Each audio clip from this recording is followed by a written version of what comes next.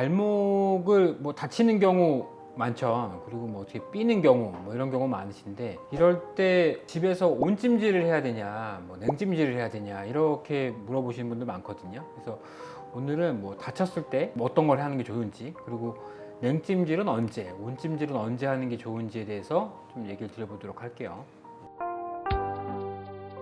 우선 냉찜질은 급성 외상에서 많이 하게 됩니다. 외상이 생기면 우리 연부 조직들은 급속도로 붓기 시작해요. 그래서 냉찜질의 가장 큰 효과는 붓기를 좀 빠르게 가라앉혀 주는 거고요. 그래서 외상 후에 생기는 붓기를 가라앉힐 목적으로 냉찜질을 좀 하게 됩니다.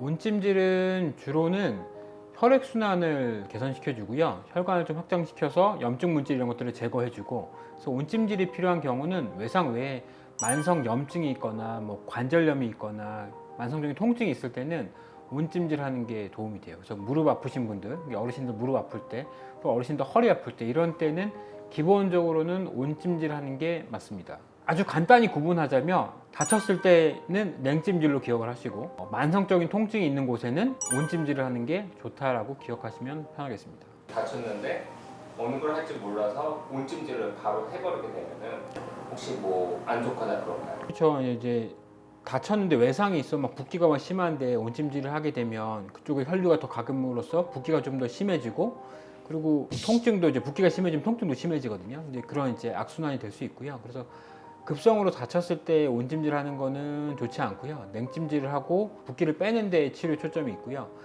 온찜질은 만성적인 통증이 있는 곳에서 혈류량을 늘려주고 근육을 좀 이완시켜주고 스트레칭 해주는 효과가 있어요.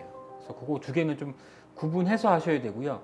어느 정도 이제 외상 후에 어느 정도 일정 시간이 지나면 냉찜질과 온찜질을 같이 해도 되는 시기가 있어요. 보통 붓기가 한 1, 2주 정도 지나면 많이 빠지거든요.